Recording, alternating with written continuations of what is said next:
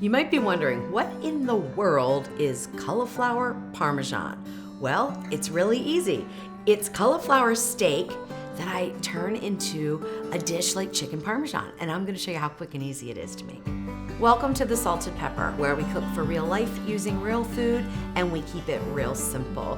Today's recipe, I almost don't even want to call it a recipe. It's more of a cooking technique, and I'm gonna use steam and crisp, okay? So you are gonna need the OL series for this, or if you have the Ninja Foodi with the 2 lids, you could do a little steaming and then a little crisping, but I have not tested the recipe that way, so I cannot give you the exact instructions. I'm gonna go straight on the steam and crisp with the OL series.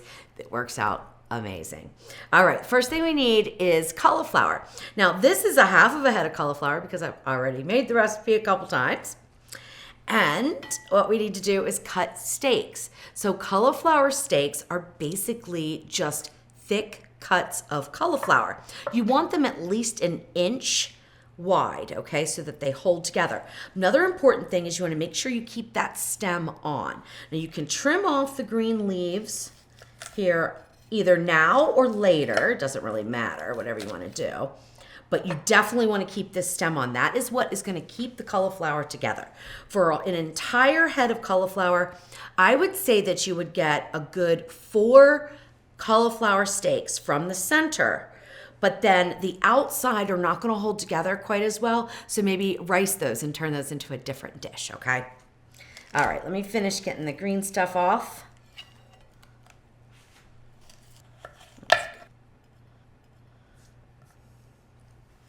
Okay, there we go. Now I also cut a little bit off the bottom, which is going to help your cauliflower stay upright. You want to have a level surface for cutting for safety reasons. Then make sure you have a nice sharp knife and one that is long enough to go through the entire width of the cauliflower, okay? Secure it either with your fingers or you can secure it with a fork if you wanted to on this outer edge here. And go in about an inch and cut straight down, just like that. All right, now we have our perfect 1-inch cauliflower steak. What I like to do is just go around here and just sort of trim up just a little bit here and there where you see maybe some green leaves and things like that. So just trim that up. But again, be careful that you don't cut into the stem because we need that to hold it together. Once you have your cauliflower steak all trimmed up and ready to go, now this is where you could change things up a ton of different ways. I mean, you could do anything. You could just roast it and just eat it as a vegetable side. It's really delicious. But what I'm gonna do is turn it into like a chicken Parmesan or an eggplant Parmesan, okay? But we're just gonna use the cauliflower. We're gonna keep it super low carb. I'm using the Ninja Foodi, like I said. And I'm gonna do steam and crisp, so I need some liquid. Water is perfectly fine, just put 1 cup in the bottom. And then what I have is the Ninja, I think they call it a pizza pan. The reason why I'm using this is because it has holes in it, and it's gonna allow the steam to come up from the bottom, but it's also gonna allow any kind of liquid from the steam to drip back down. So we're not gonna have a soggy cauliflower steak. And that is ideal. However, if you don't have this pan, you can put them on the rack like this, and you can do 2 of them at a time. I'm only doing 1 today because Jeff and I usually split one. They are so filling. So whatever you have there. I thought about doing it in like a Fat Daddy-O pan, but what I'm worried about is it's gonna really get kind of liquidy in the bottom and probably just not be the best outcome. So use a pan that has holes in it, or use your rack, or you could use the crisping basket even, but it's deep, so it's gonna be a little harder to scoop out. So that's why I'm using this. Okay, now let's get this seasoned up. We wanna layer the seasoning, so we want our cauliflower to taste good on its own. So the first thing I wanna do is drizzle with some olive oil. How much you use is completely up to you. You don't have to use olive oil. You could use avocado oil. I'm using probably about a teaspoon, if that. over the top. Now I'm using Italian seasonings or an Italian seasoning blend that I came up with. Nothing fancy, nothing special. You could put any seasonings on you want, and depending on what you want to top it with, like if you wanted to make it into a cauliflower au gratin and you wanted maybe to top it with a cheese sauce, then maybe I would just stick with salt and pepper. But because I'm going to make it into like a Parmesan type of baked cauliflower, I'm using a 1/4 teaspoon of fine grind sea salt, a 1/4 teaspoon of garlic powder, 1/4 teaspoon of black pepper, and about 1/2 teaspoon of Italian seasoning.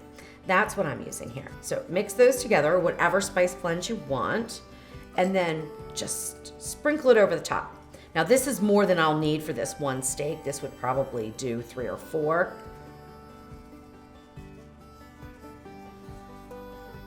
Looks good already, doesn't it?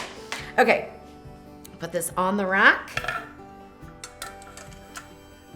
into the Ninja Foodi.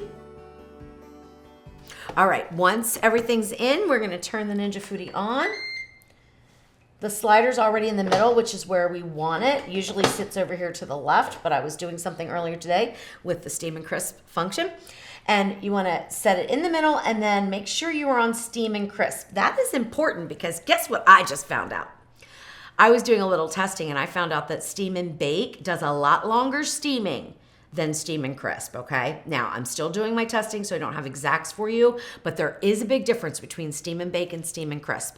This recipe, you want to be on steam and crisp, and we wanna go all the way up to 450 because we're only going to roast the cauliflower, steam and roast it for about 5 minutes before we get the other ingredients on, and I wanna get some color on there. I wanna get some charring for that roasted cauliflower taste, which, by the way, if you don't like cauliflower, this takes care of that because it doesn't taste like cauliflower after you get the seasonings and the roasting done. It's delicious.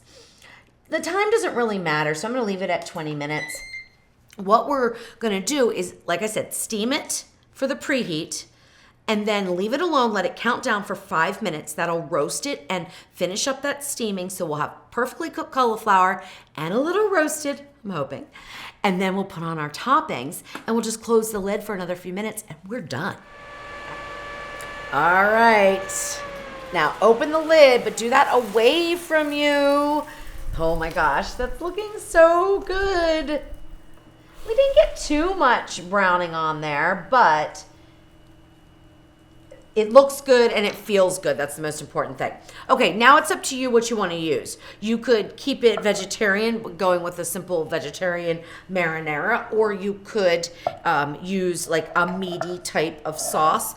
I have this here, which has some sausage in it. That's what I'm going to use. And I used really big chunks in this too. And I just think it adds to the textures of this dish.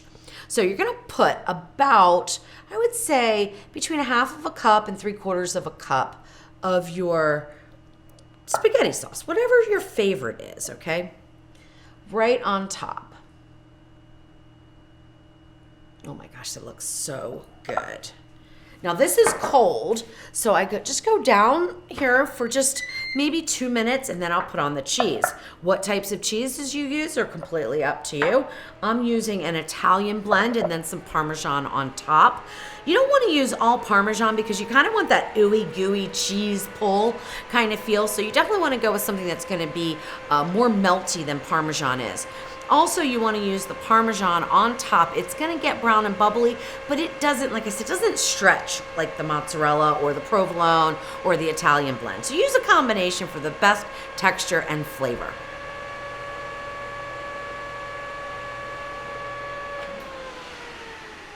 Okay. About 2 minutes is enough. We're just starting to warm that sauce up. It's going to finish warming after we put on the cheese and go back under the crisping function.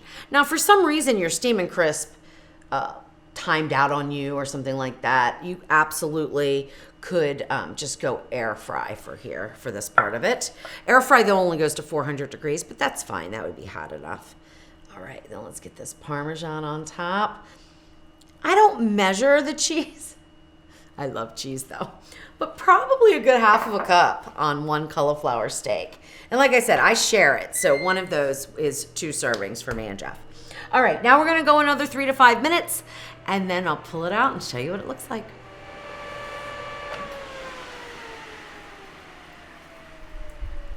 Well, it looks really good, but we can afford to go a little bit longer, so let's just keep on going. You could stop now if you wanted to. So it depends on how brown and bubbly you want your cheese on top. Ooh, now that, my friends, looks good. So it's about 17 minutes total time, including the preheat time. So this is a really quick and easy recipe. Look at how gorgeous that is. Oh my gosh. Oh my gosh. That is just so pretty. Oh, I just love this. All right, I'm gonna very carefully, because I know you're not supposed to cut on these, but I'm gonna very carefully go through this. Because like I said, Jeff and I split it. Oh my gosh, the texture is so perfect on that cauliflower. And there we go. That is what I call cauliflower Parmesan. Woo, so good. All right, so you see the big piece of cauliflower underneath there, and then we've got our spaghetti sauce with, I used Italian sausage, but you can make it any way you want, and then top it with some cheese. Very low carb, very filling, very delicious. Let's taste it.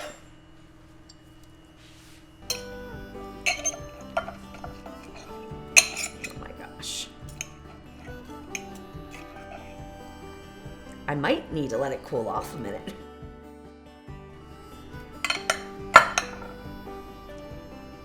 I'm gonna get a piece of cauliflower with all the goodness, but I'm gonna let it cool so I don't burn my mouth.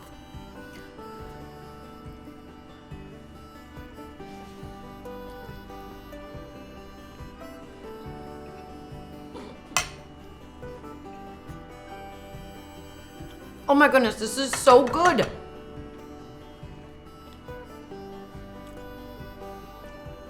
I'm telling you, if you don't like cauliflower, try this anyway. You don't taste the cauliflower. You taste the cheese, and I taste the sausage from the spaghetti and meat sauce. Oh my gosh, it's so amazing. The textures are perfect. And even though I didn't get much browning on that cauliflower, it's got the roasted flavor. Everything is absolutely perfect, and I cannot wait to enjoy it with my keto breadsticks. You want to learn how to make these? Because they are amazing. I'll link to the video right there.